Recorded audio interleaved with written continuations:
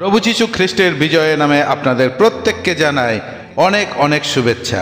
আশা করি আপনারা সকলে খুব ভালো আছেন এবং প্রভুর মহা অনুগ্রহে দিন প্রতিদিন তার রাজ্যের জন্য বৃদ্ধি পাচ্ছেন।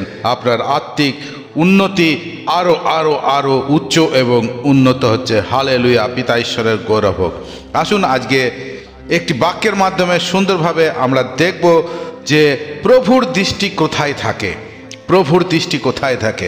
এই জীবনে চলার পথে আমাদের সাধারণত একটি প্রশ্নের সম্মুখীন খুব হতে হয়, কিংবা সেই প্রশ্ন সর্বদা আমাদের মনের মধ্যে আসে এবং আমাদের বিচলিত করে দেয়। আর সেই প্রশ্ন হলো, প্রভুর পথে চলতে গিয়ে এত কষ্ট, দুঃখ, যাতনা, নির্যাতন, নিরাশা, হতাশা কেন? কেন প্রভু কি আমাদের থেকে তার দৃষ্টি সরিয়ে নিয়েছেন? এই ধরনের প্রশ্ন সর্বদা আমাদের মনের মধ্যে উকি ঝুঁকি মেরে আমাদের দুর্বল করে দিতে চায়, তাই না? আসুন আজ আমরা এই বিষয় নিয়ে ঈশ্বরের বাক্য থেকে উত্তর খোঁজার চেষ্টা করব, কারণ এই বাক্যের মধ্যে প্রচুর প্রচুর আশীর্বাদ লুকিয়ে আছে। আমরা দেখি মার্ক লিখিত সুসমাচার তার 6 অধ্যায় 45 পদে। আসুন দেখি কি লেখা আছে। মার্ক লিখিত সুসমাচার তার 6 অধ্যায় 45 পদ লেখা আছে, পরে তিনি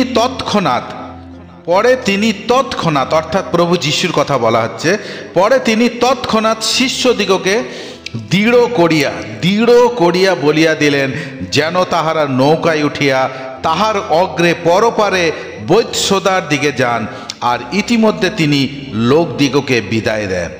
আমরা দেখি কেবলমাত্র পুরুষের সংখ্যা ছিল 5,000, অর্থাৎ মহিলা ও ছোট ছোট বাচ্চাদের সংখ্যা যুক্ত করলে প্রায় 10 থেকে 15,000-এর উপরে চলে যাবে।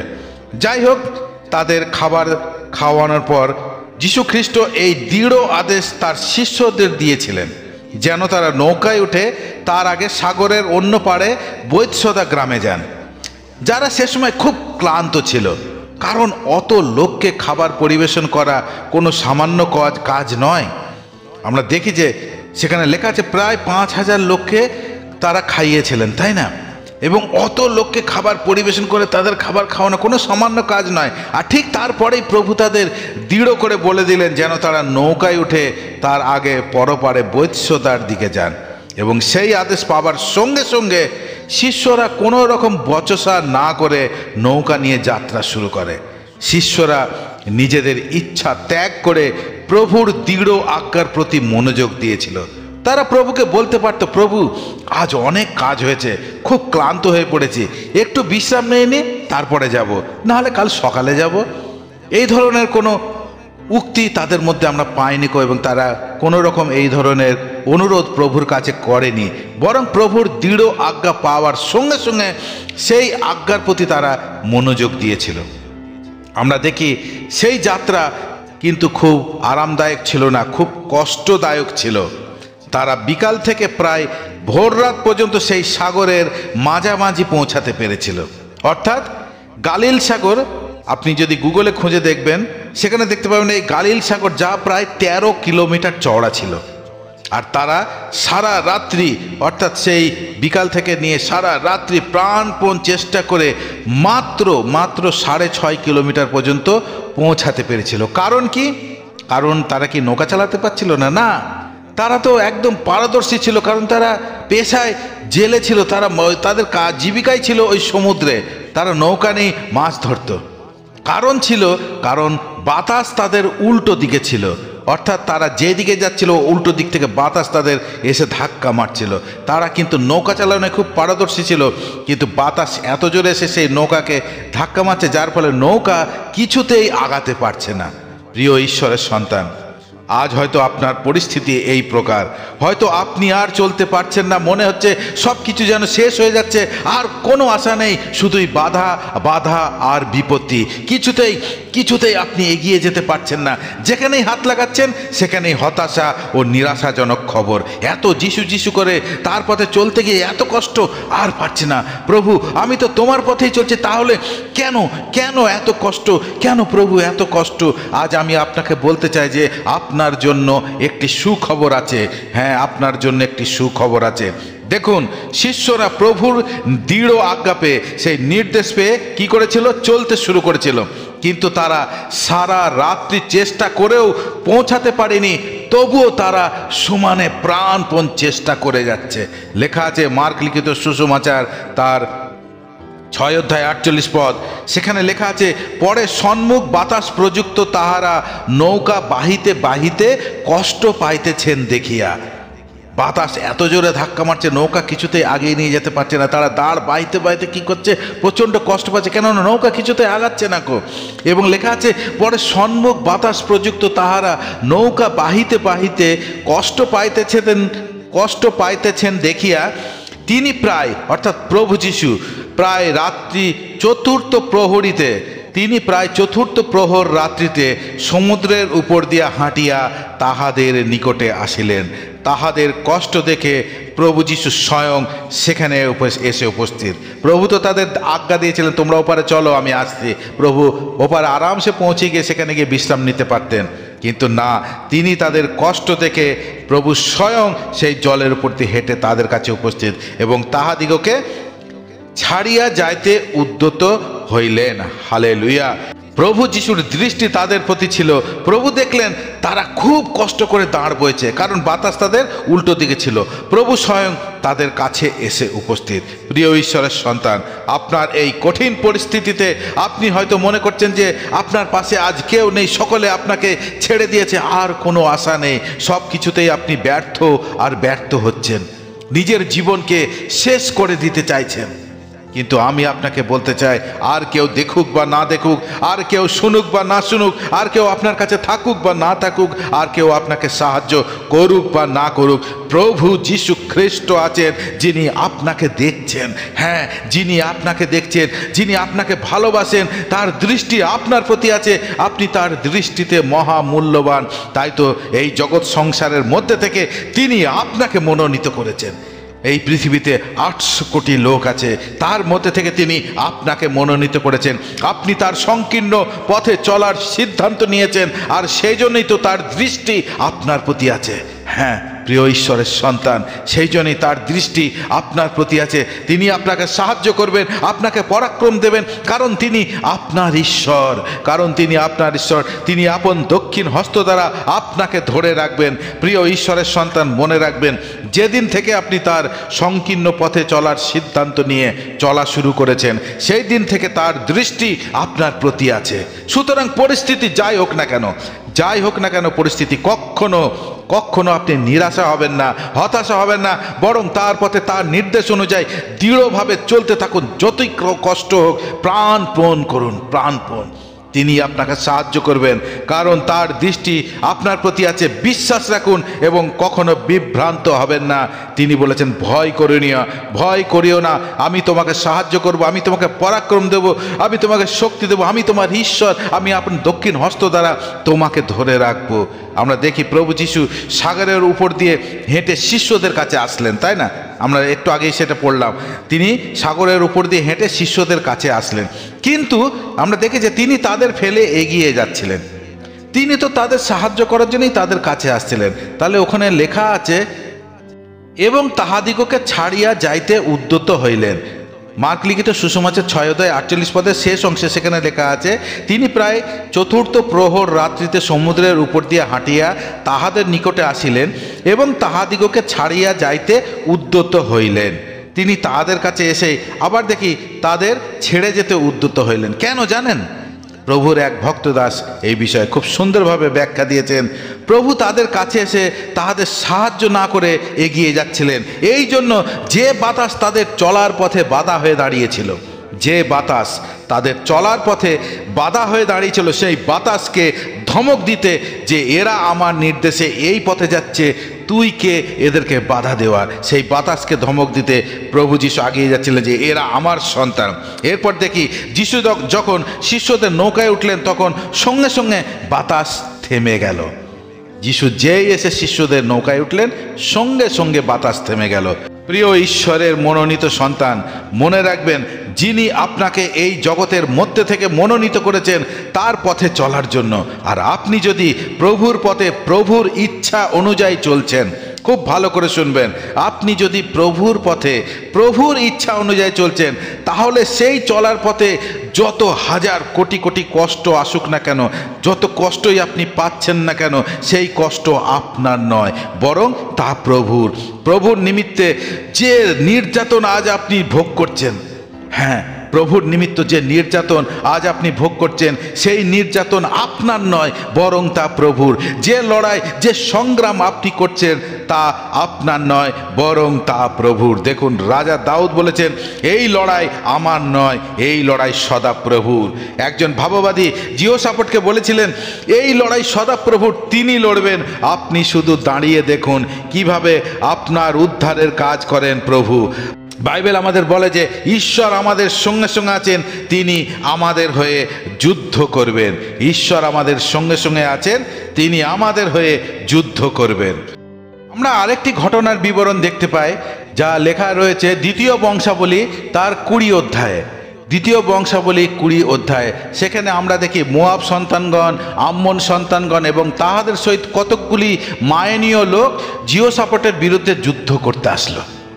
প্রচুর প্রচুর লোক জিহোশাফাতের বিরুদ্ধে যুদ্ধ করতে আসলো, এবং এখানে লেখা আছে 2 পদে, তখন কোনো লোক আসিয়া জিহোশাফাতকে এই সংবাদ দিল, সাগরের ওপারস্থ অরাম হইতে বৃহৎ লোক সমারোহ আপনার বিরুদ্ধে আসিতেছে। দেখুন, তাহারা হাত শোষণ তামরে অর্থাৎ ঐন নদীতে আছে। তাহাতে জিহোশাফাত ভীত হইয়া সদা প্রভুর অন্বেষণ করিতে প্রবৃত্ত হইলেন এবং জিহুদার সর্বত্র উপবাস ঘোষণা করাইয়া দিলেন। হালেলুয়া। জিহোশাফাতকে সে কেউ খবর দিচ্ছে যে প্রচুর লোক আসছে আমাদের বিরুদ্ধে, তারা আমাদের অ্যাটাক করতে আসছে। আর তাহাতে জিহোশাফাত ভয় পেয়ে কি করলো? সে রাজা ছিল, সে তো ভয় পেয়ে তার সৈন্যদের আদেশ দিতে পারতো, তোমরা তাড়াতাড়ি তৈরি হও, যারা আমাদেরকে আক্রমণ করতে আসছে তাদের বিরুদ্ধে আমাদের যুদ্ধে যেতে হবে। কিন্তু জিহোশাফাত ভীত হইয়া কি করলো? এখানে লেখা আছে সদা প্রভুর অন্বেষণ করিতে প্রবৃত্ত হইলেন এবং জিহুদার সর্বত্র উপবাস ঘোষণা করাইয়া দিলেন। হালেলুয়া। আমরা এই ঘটনার মধ্যে দেখি যে জিহোশাফাত কিভাবে সেই ভয়ঙ্কর বিপদ থেকে উদ্ধার পেয়েছিল। এবং সেখানে আমরা দেখি তারা যখন সেই জিহুদাতে উপবাস ঘোষণা করার পর তারা যখন সদাপ্রভুর চরণে বসেছে, প্রভুর কাছে প্রার্থনা করছে, এবং তখন কি হলো? তখন আমরা দেখি যে প্রভুর আত্মা একজনের উপরে আসলো। তার নাম কি ছিল? সেখানে লেখা আছে, আমরা দেখব 12 পদে লেখা আছে, হে আমাদের ঈশ্বর, তুমি কি উহাদের বিচার করিবে না? আমার বিরুদ্ধে ওই যে বৃহৎ দল আসিতেছে, উহাদের বিরুদ্ধে আমাদের তো নিজের কোনো সামর্থ্য নেই। উহাদের বিরুদ্ধে আমাদের নিজের তো কোনো সামর্থ্য নেই, কি করিতে হইবে তাহাও আমরা জানি না। আমরা কেবল তোমার দিকে চাহিয়া আছি, আমরা কেবল তোমার দিকে চাহিয়া আছি। 13 পদে লেখা আছে, এইরূপে শিশু, স্ত্রীলোক ও সন্তানগণের সহিত সমস্ত জিহুদা সদাপ্রভুর সাক্ষাতে দণ্ডায়মান হইল। আর সমাজের মধ্যে যহসিয়েল নামে একজন লেবীয়ের উপরে সদাপ্রভুর আত্মা ছিলেন। এবং সেই আত্মা কি বলছেন? দেখুন সেই আত্মা কি বলছে, হে জেরুসালেম নিবাসী লোক সকল, আর হে মহারাজ জিহোশাফাত, শ্রবণ করো। 15 পদে লেখা আছে, তখন তিনি কহিলেন, হে সমগ্র জিহুদা, হে জেরুসালেম নিবাসী লোক সকল, হে মহারাজ জিহোশাফাত, শ্রবণ করো। সদাপ্রভু তোমাদিগকে এই কথা কহেন, তোমরা ওই বৃহৎ লোক সমারোহ হইতে ভীত কি নিরাশ হইও না, কেননা এই যুদ্ধ তোমাদের নয় কিন্তু ঈশ্বরের। হালেলুয়া। এই যুদ্ধ তোমাদের নয় কিন্তু ঈশ্বরের। এবং আমরা দেখি যে সেই ভয়ঙ্কর বিপদ থেকে কিভাবে তারা উদ্ধার পেয়েছিল। সেখানে লেখা আছে 17 পদে লেখা আছে, এবার তোমাদিগকে যুদ্ধ করিতে হইবে না, হে জিহুদা ও জেরুসালেম, তোমরা শ্রেণীবদ্ধ হও, দাঁড়াইয়া থাকো, আর তোমাদের সহবর্তী সদাপ্রভু যে নিস্তার করিবেন তাহা দেখো, ভীত কি নিরাশ হইও না, কল্য তাহাদের বিরুদ্ধে যাত্রা করো, কেননা সদাপ্রভু তোমাদের সহবর্তী, কেননা সদাপ্রভু তোমাদের সহবর্তী। এবং আমরা দেখি যে সেই যুদ্ধে কিভাবে তারা দাঁড়িয়ে দাঁড়িয়ে দেখেছিল সদাপ্রভু সেই মহৎ কার্য, এবং সেই অসংখ্য লোক যারা তাদের আক্রমণ করতে এসেছিল তারা কিভাবে নিজেদের মধ্যে লড়াই করে সবাই শেষ হয়ে গেল আমরা দেখি।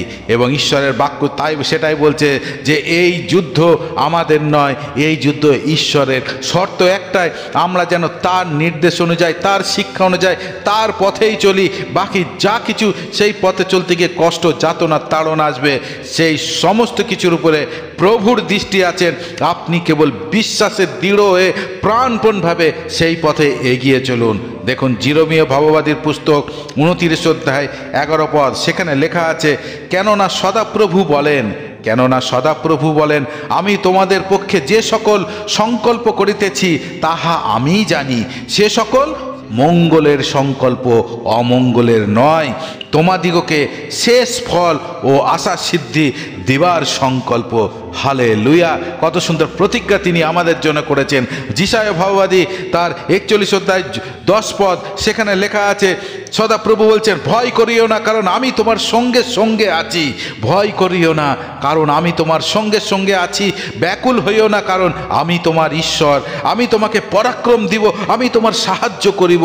আমি আপন ধর্মশীলতার দক্ষিণ হস্ত দ্বারা তোমাকে ধরিয়া রাখিব। আর কি চাই? এত বড় প্রতিজ্ঞা তিনি আজ আপনার জন্য করেছেন, আমাদের জন্য করেছেন। ভয় করিও না, আমি তোমার সঙ্গে সঙ্গে আছি। ব্যাকুল হইও না, আমি তোমার ঈশ্বর। আমি তোমাকে পরাক্রম দেব, আমি তোমাকে সাহায্য করব। আমি আপন ধর্মশীলতার দক্ষিণ হস্ত দ্বারা তোমাকে ধরিয়া রাখিব। যিশায়া ভাববাদীর পুস্তক তার 45 অধ্যায় 2 এবং 3 পদে সেখানে লেখা আছে, আমি তোমার অগ্রে অগ্রে গমন করিয়া উচ্চ নিচ স্থান সমান করিব।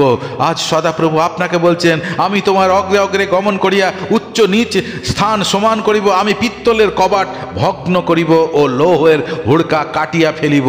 আর আমি তোমাকে অন্ধকারাবৃত্ত ধনকোষ ও গুপ্ত স্থানে সঞ্চিত নিধি দিব, যেন তুমি জানিতে পারো আমি সদাপ্রভু তোমার নাম ধরিয়া ডাকি, আমি ইসরায়েলের ঈশ্বর। কত সুন্দর সুন্দর প্রতিজ্ঞা সর্বশক্তিমান ঈশ্বরের সন্তানের জন্য।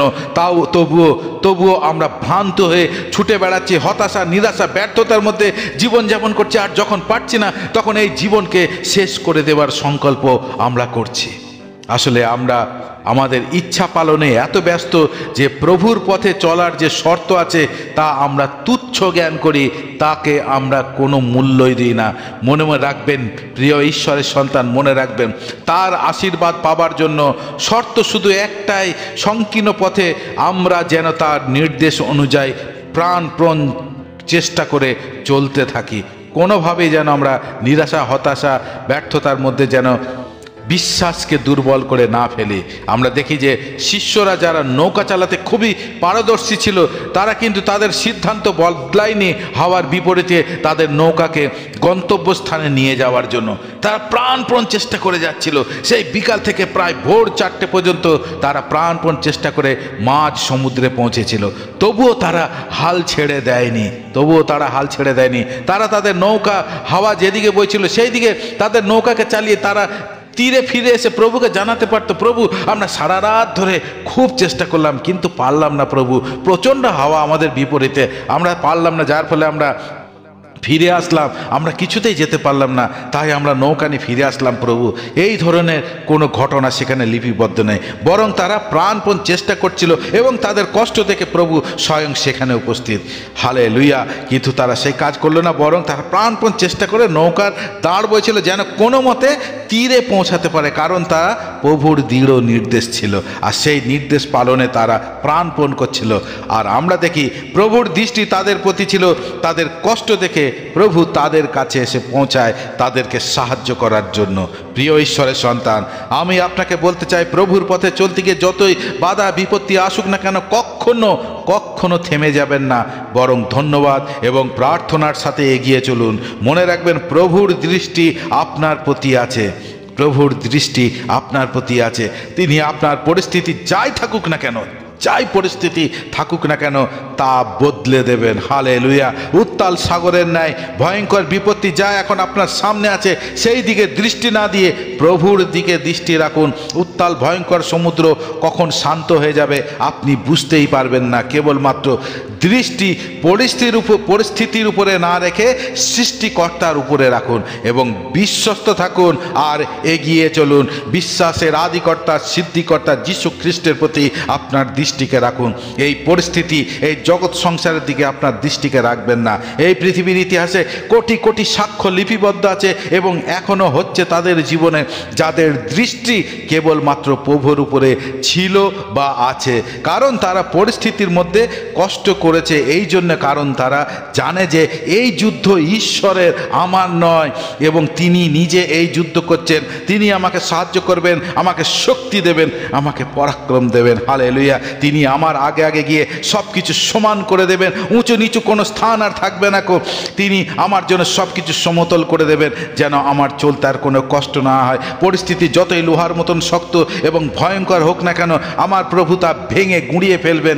তিনি আমাকে সাহায্য করবেন, আমাকে পরাক্রম দেবেন, আমার হাত ধরে থাকবেন, আমাকে কখনোই ছেড়ে যাবেন না। কারণ তিনি প্রতিজ্ঞা করেছেন, তিনি সর্বশক্তিমান ঈশ্বর। তিনি যা ছিলেন তাই আছেন এবং থাকবেন, তিনি কখনো বদলান না।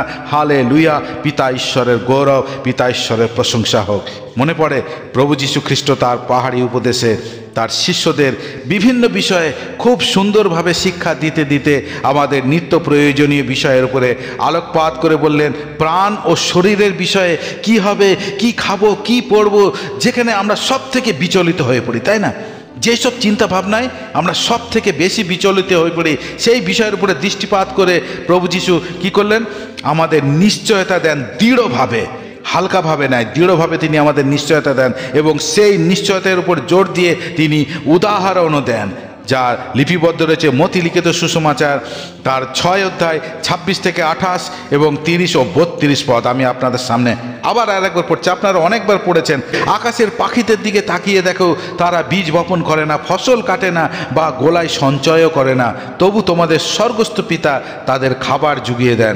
তোমরা কি তাদের চেয়েও অনেক বেশি মূল্যবান নও? 27 পদে লেখা আছে, দুশ্চিন্তা করে তোমাদের কেউ কি নিজের আয়ু 1 ঘন্টাও বৃদ্ধি করতে পারে? 28 পদে আবার বলছেন, আর পোশাকের বিষয়ে তোমরা কেন দুশ্চিন্ত করো? দেখো মাঠের লিলি ফুল কিভাবে বিকশিত হয়, তারা পরিশ্রম করে না, সুতাও কাটে না। 30 পদে লেখা আছে, মাঠের যে ঘাস আজ আছে অথচ আগামীকাল আগুনে নিক্ষিপ্ত করা হবে। মাঠের যে ঘাস আজ আছে অথচ আগামীকাল তা আগুনে নিক্ষিপ্ত করা হবে। ঈশ্বর যদি সেগুলোকে এত সুশোভিত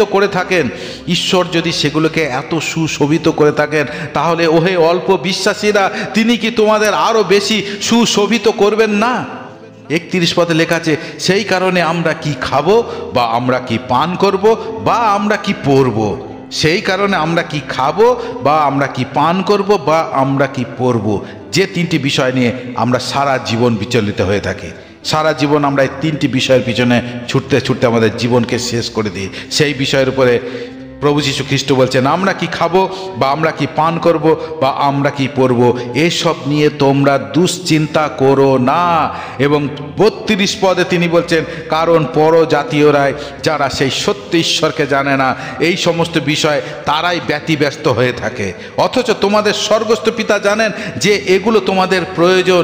আর তারপরে তিনি সেই বিষয়ের উপরে জোর দিয়ে বললেন, যেটা আমাদের করতে হবে, যা লিপিবদ্ধ রয়েছে মথি তার 6 অধ্যায় 33 এবং 34 পদে লেখা আছে, কিন্তু তোমরা প্রথমে তার রাজ্য ও ধার্মিকতার অন্বেষণ করো, তাহলে এই সমস্ত বিষয়ও তোমাদের দেওয়া হবে।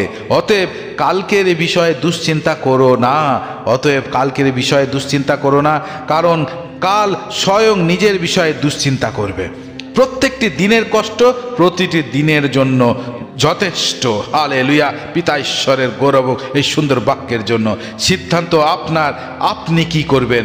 প্রিয় ঈশ্বরের সন্তান, মনে রাখবেন, আপনি যদি আপনার জীবনের কোনো বিষয়ের উপরে ঈশ্বরের পরামর্শকে প্রত্যাখ্যান করে থাকেন, তাহলে আপনার জীবনের অন্যান্য ক্ষেত্রেও ঈশ্বর আপনাকে আর পরামর্শ দেবেন না।